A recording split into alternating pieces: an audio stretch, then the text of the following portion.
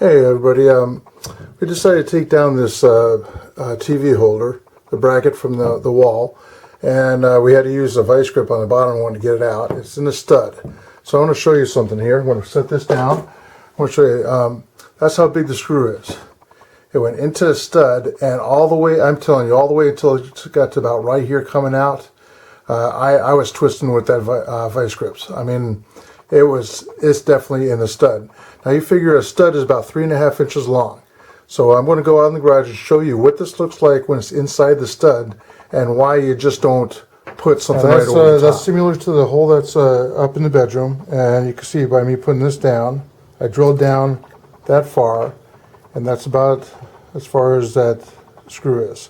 So that's what it looks like in the stud in your house. Imagine over the years all this happening up and down this when people are hanging pictures. If you just covered up this and then somebody put a nail in there to, they find the stud, they put a nail in there, you have it disguised with paint, and, they're going to say, what the heck? So it's just to help you out, and I like leaving something, even when we sell the house. I like leaving it really nice. All right, what I did is I took a 1/4 inch drill. Okay, that's the hole I showed you. Now it has its drywall over it. This is a hole with nothing behind it, so it's like it's in between two studs. So this is your stud that you found with your stud finder. I have 2 drywall nails in with the drywall on. There's no spackle on it, no paint. So this is just like the room is just built, okay, with a hole in it and 2 holes in it. All right. So now we're going to go through and show you how to actually fill this. We cannot touch the back of this because you got to think it's on the wall. You can't get behind it to do anything. Okay, and we need to fill this guy in.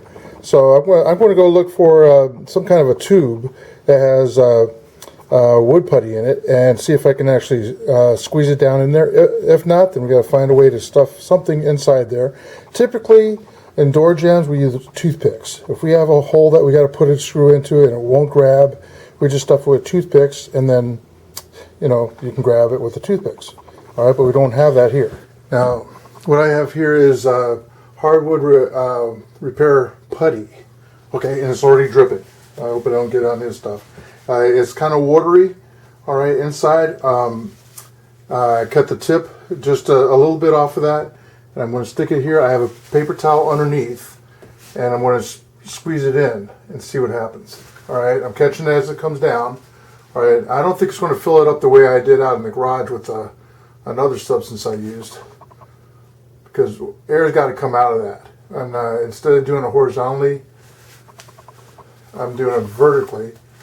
So this is got to fill it up. It's going to come out once it's full, but it's actually doing pretty good. So I think I'm getting the solid part of the. Maybe on top was just all the hard, the liquid was on top. That looks like it's pretty. That's pretty good right there. So I'm just going to wipe that. I might not even have to put anything over that.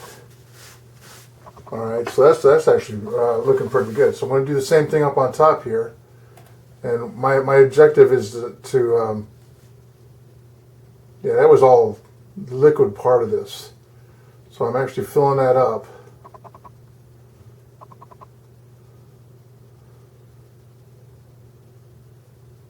I don't know how deep it goes without actually going into the wood and clicking. So without making too much of a mess, I want to see how well that does. I will have to put some plaster on top of that, some putty on top, the wall stuff on top of that. I'm going to let that dry. I filled both the holes.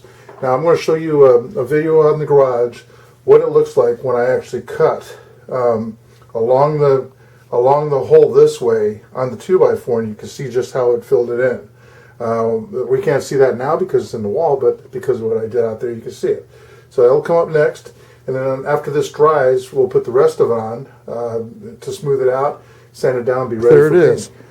That's what I stuffed down there, and it worked very well. Didn't get to the very bottom, but what this does is give you full strength of wood, full strength in the wall. Other than just leaving a hollow tube in there, taking some of that strength out. An hour or so, and you can actually touch them and see if they're still wet, but here you should be good at this time. Now go ahead and take your, this is a wood filler, okay, this works good, or if you wanted to get some of the stuff in the tube that presses on, It does it. You want to make it nice and smooth. A little bit too much is okay at this point. You can always sand it down, and that's what we're going to do later on with a fine sandpaper.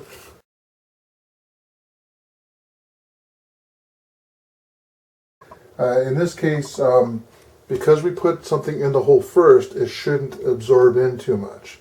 Alright, so we want to come back if we see a dip going in, like a pit going inward, then we need to put another coating on this, which we might have to do, and then resand it. I did all this out in the garage, and I may actually add that video at the very end of this to show you how it's done on a 2x4 with a piece of drywall attached. This turned out actually pretty good. So this is 220 grade sandpaper made for drywall, and what you want to do is just nice and smooth over it.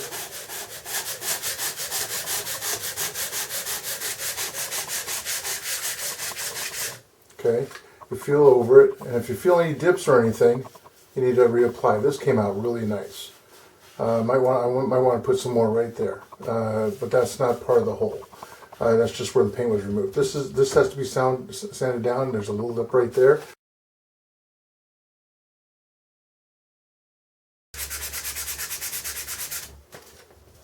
And that's a good shot right there. Okay, so just make sure it's as smooth as the rest of the wall, and that is ready to be painted, except for that little spot I have right there. That is ready to be painted. Okay, now it's been drying for about an hour or so. So just take some light sandpaper. And there's usually sandpaper made for this.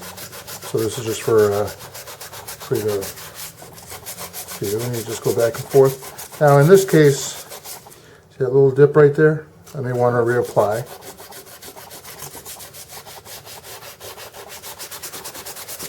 But you want to get it nice and smooth.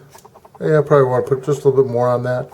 But you get the idea. Make it nice and smooth, and then when you put your coat of paint over that, it's going to look really good.